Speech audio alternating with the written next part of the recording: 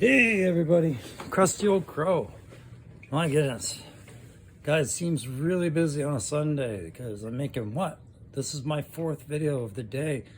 Don't worry, guys. The tactical perspective series is its own thing that for the figure reviews. But right now, this one, Spec-Fire, is what I've been thinking about doing for a while, and as I kind of explore the idea of trying to create content for my channel for just for fun, right? Like I said, this is very much a hobby about a subject matter I'm very passionate about. So the idea of Spec-Fire in the Army, it's when you're not quite sure about a target, you think it's there. Sometimes the advantage of laying down some speculation fire or speculative fire, a couple rounds at it, is to see how it reacts, right? If nothing's there, nothing's going to happen. But if something's there, it's going to expose itself, right? To see if you can manage it or not. Maybe the entire reason it was hiding is because it needed you not to see it, and suddenly it's very exploited, right? And so one of the things I was seeing that I thought would be fun to do for a video series for Spec-Fire would be Joe on Cobra fights. And I'm not going to sit here and act like I was 10 and show you pop, pop, pop, pop. But I do think back to a show that was a guilty pleasure back in the early 2000s, towards 2004. I remember watching it when I came back from Afghanistan. Was a show I saw on Spike Television. I think that's Turner Network out in the States or whatnot. They had the same show, the same network that showed a lot of wrestling. Anyways, Spike TV had The Deadliest Warrior, and what they would do is they put these historic battles together of known warrior classes and put together some history and information and criteria about them, and then speculate who would win. And I definitely see my G.I. Joe classified collection and think, dude, your whole thing, your whole hobby is buying them and buying them and buying them and reviewing them and lending a tactical perspective. So why not do one based on what I think of the figure and the loadouts that are included in the Hasbro classified series, and the figure that I know based off what's available to know off them just at a glance. I'm going to use their file cards and what is said about them and what we know about those figures. I'm going to pit a Joe and a Cobra up against each other, and I am going to have rules for a fight between them and quickly decide who the victor is and tell you who would win that fight. I have some rules I'm going to do with it, and it's just about keeping it as force on force as possible. Remember on a video I said that balance is really important to me on my collectability, and I pointed it out with the with Shockwave. I said, he has a shield, which is important to me because the Cobra soldiers had a shield. I wanted to see some force on force balance between the two opposing main bodies of Cobra and G.I. Joe, and I wanted that for a reason, because it really appeals to me as a collector to have balance and symmetry and redundancy and things like that. But when I look at the figures and I pit them against each other, I'm going to use all this ADHD and hyperfocus to break it down into some common rules or criteria on what I'm going to be assessing. So I ruled it down to 5 factors that will each be weighed against. Right? We'll set up some scenario where a chance close contact has happened, and we'll decide in the first one who's going to have an advantage right off the hop. Like, who's going to maybe get the initiative where they're the ones that are going to spot faster or be spotted quicker or not. And can they inflict any damage at up to a kilometer out or 1,000 meters? Does that give them the initiative for a first strike? In the second part, we're going to talk about what happens between the ranges of, that's from 500 out. Under 500, we'll talk about that right up till, 500 meters to 100 meters, what happens there? Who has the advantage? Who has a higher rate of fire? Who could sustain the firefight longer? Who has more skill based on their trade and their nature or other factors? We'll go through that. Does anybody have any unique kit that gives them any decisive advantage in this phase? In the third phase, we'll look at what happens when they get under 100 meters. So when do the knives and the close combat weapons come into play? When does pistol play really become more effective than ranged play? When I say play, I'm talking about sword play, gun play, knife play. And then we'll talk about, we'll talk about me not wearing my glasses. We'll talk about, like I said, what unique factors out there, and we'll go over what was the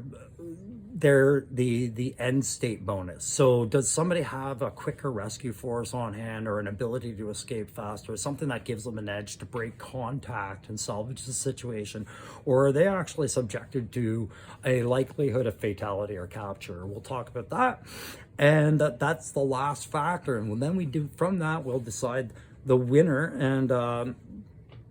and come up with just an idea who the winner in these scenarios would be. And again, this is all based on what we see represented in G.I. Joe Classified. This is not a reflection of what we've seen in the comic books and in the cartoons per se. This is the Crow's take on a fight between these guys, right? So the very first match I'm doing today, guys, like I said, is I'm going to do Firefly versus Grunt, two recent releases that are currently sitting on the shelves, available to everybody, and of course two must-haves in my collection, as they were fan favorites back in the day. So let's get set up here, and we'll move the camera closer, and we will talk about the scenario that I picture for these guys, okay? Okay, let's move that down and back a bit. So Firefly versus Grunt. Here we have the Firefly release number 84 in the series. Quality control issues won't be talked about in this. Strictly about the ideas of the kit and how they would apply in a chance close contact with Grunt, who you can see I don't have all his kit on him right now. You know, whatever. Doesn't really matter. It's about the fight. So we have Grunt's box here, and of course he would be number, what? 87 in the series. Okay, so enough about that. We'll focus on these guys and talk about what a fight will look like with them in a Crow scenario. So in a Crow's fight, I'm picturing, how would these two run into each other? And already I'm seeing a slight advantage, because if Firefly is running into you, it means Firefly probably meant to run into something you were with. If Grunt runs into you, there's a myriad of reasons, but Firefly is a scalpel situation. He's specific. If he comes for you, he's there for a purpose, and it's because he's a saboteur or mercenary type, and you are likely a target. So I picture a scenario, and I say, why would Grunt show up? And I say, well, what do I know about what kind of infantry guys are? And Grunt's a veteran, seasoned veteran infantry, and another great convoy task for infantry is to avoid situations like what's going on his box and having a disastrous vehicle convoy escort happen, right?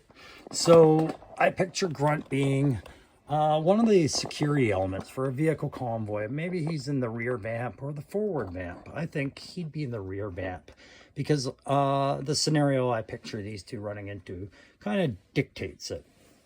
So before we go into it, we need to talk about their file cards quickly and what they bring into it, because that's part of the fun criteria about this. So for Firefly, our saboteur, right, we know that we don't know his real name. We know that his specialty is sabotage and demolitions. Okay, no one knows much about him. He's an expert in weapons and explosives, NATO and Warsaw Pact explosives and detonators. Okay, we know that he places his charges in unique maximum damage areas, and his skills are high. Okay, and that's about what we know about him. On the kit loadout with Firefly, we can see he comes with his standard side holstered pistol, which I have on the figure right now. We have that backpack, and now that backpack appears to have some charges and extra grenades in there. But I'm also thinking that it would have to, in some way, incorporate the remote for the RC car that is there. The RC car that has a couple of blocks of C4, it seems, on it, therefore making it a vehicle-borne improvised explosive device, a VBIED for future reference.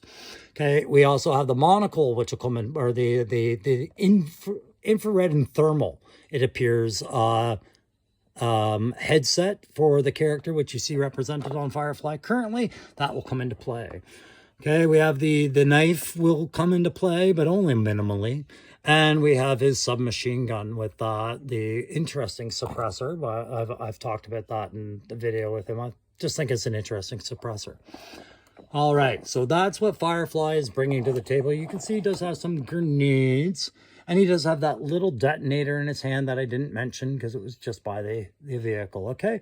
This is what we know about Firefly and the gray camouflage, which is why I picked my scenario. For Grunt, right, we have your basic standard super infantry and future army builder, as a lot of guys see it. And he is bringing to the table his standard bayonet and M16 styled rifle.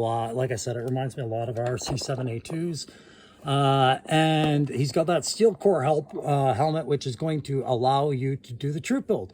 It's got that bump helmet, which is common to the theme of updating the helmets for all of Joe's.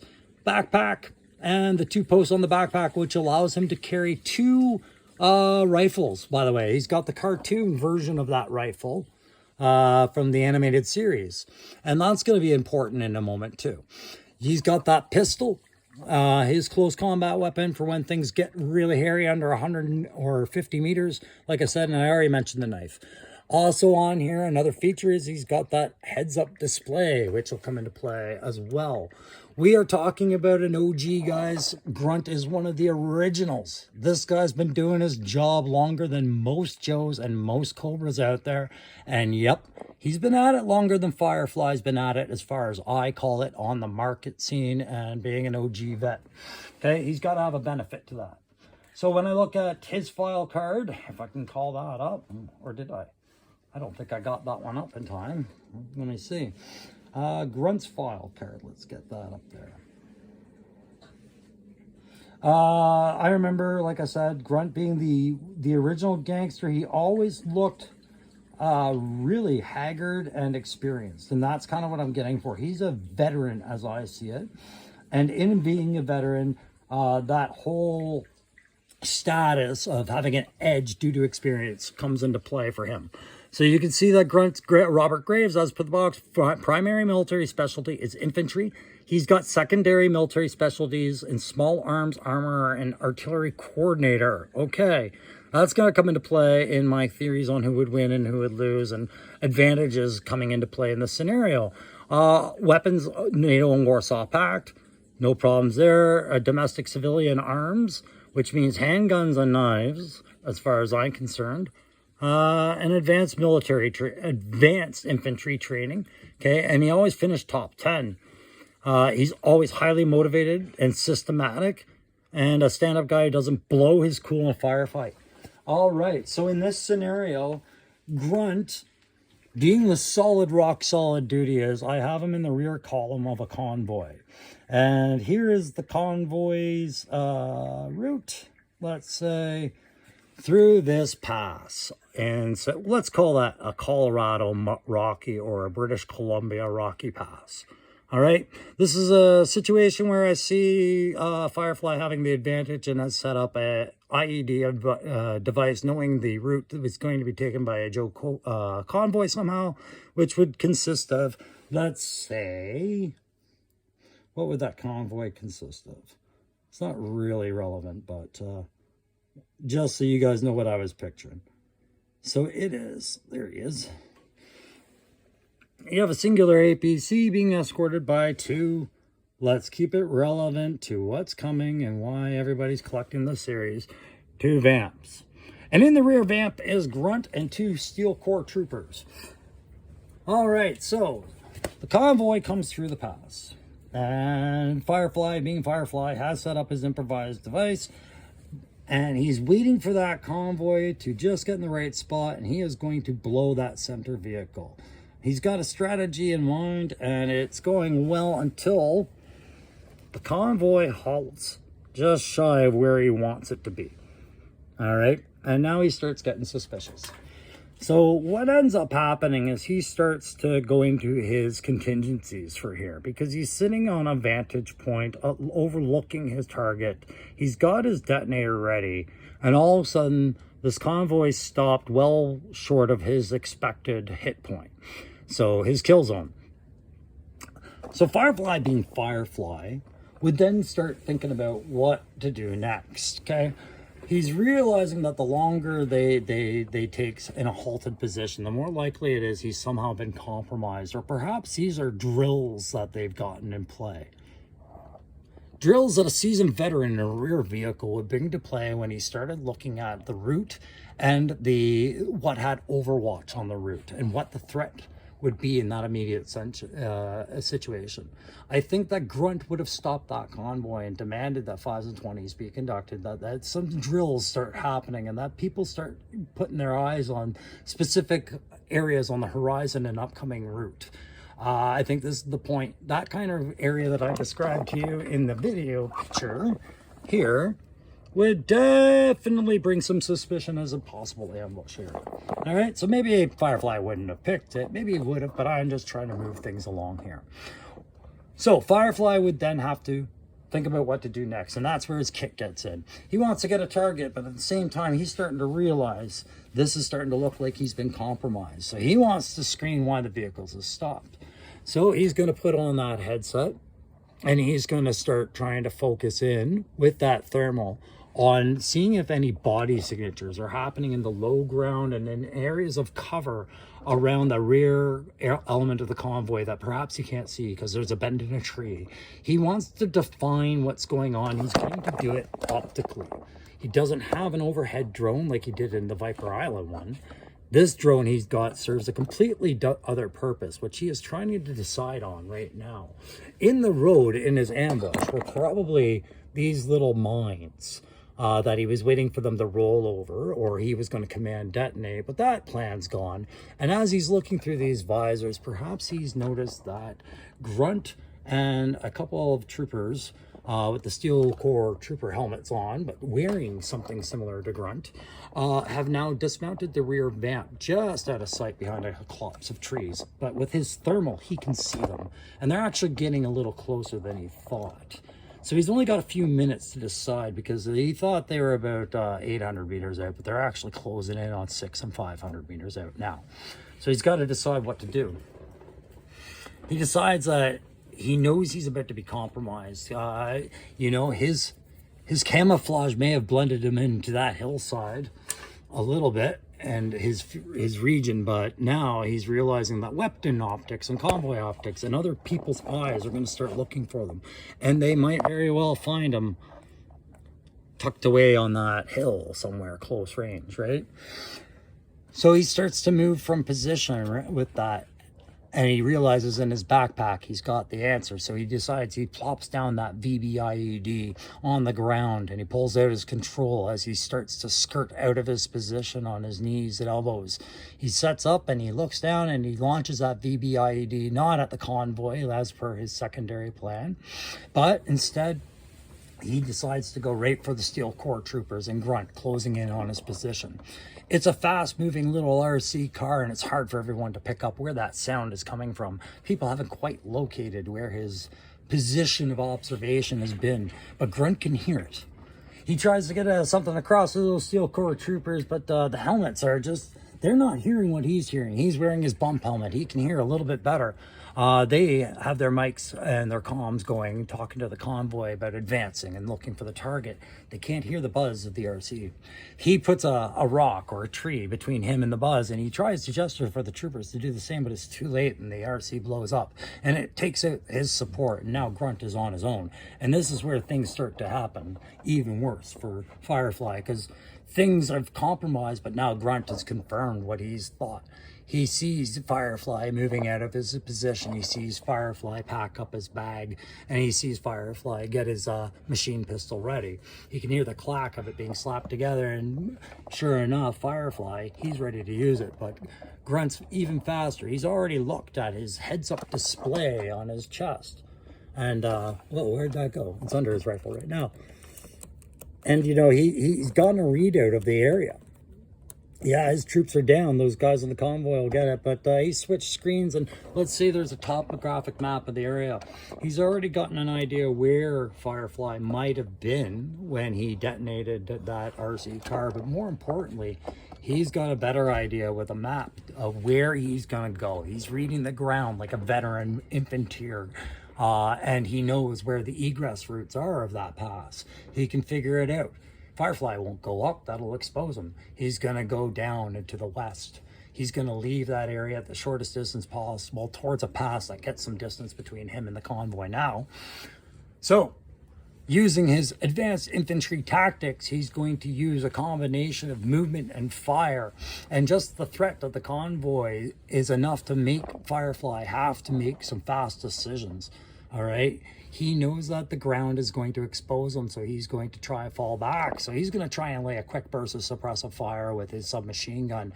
But at 450 meters out, that Grunt's able to quickly find pieces of cover that and get an advantage, make himself a small target. But he returns fire with his own M16 with a little bit of optical help. He's able to calmly take a couple of pot shots.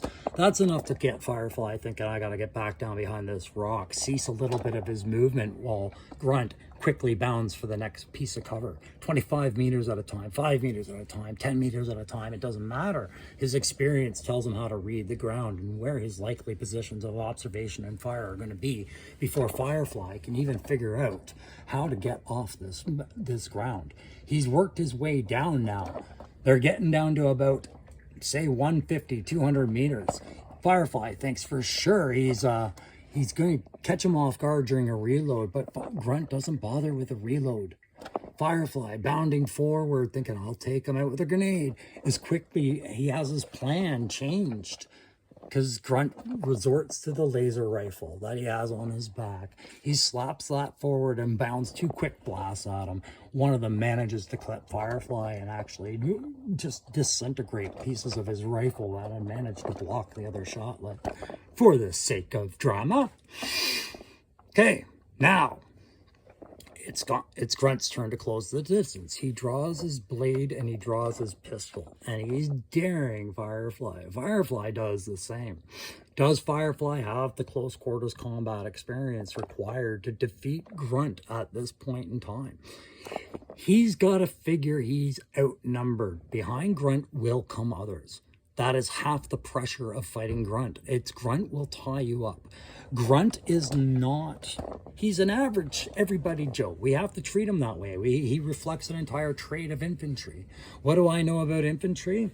You know, it's part of their culture to promote a lot of close quarters fighting techniques and to promote a lot of improvised fighting techniques. Basically, fight dirty. If you got to fight dirty, you're already in the fight, win it.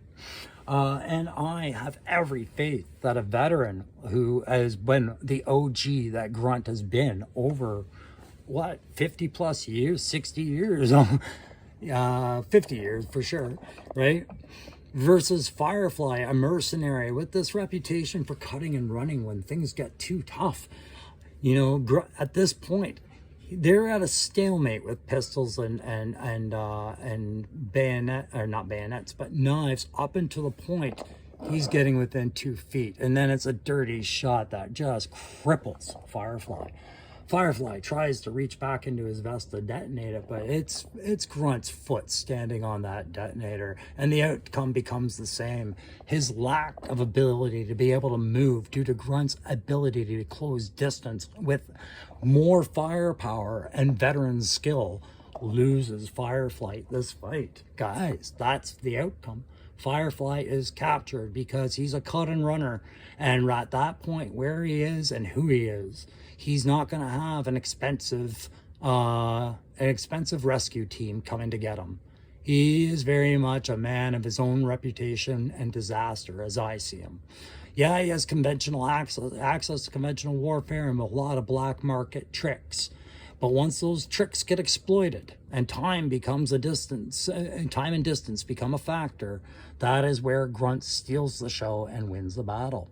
And that's where I'm leaving it, guys. I have been the crusty old crow. This has been a Spec-Fire chance close combat fight with Joes between Grunt and Firefly. If you guys like that video, go ahead and like it. If you want to comment, feel free to comment. And the question of the day on this particular video, and you'll see these again in future iterations.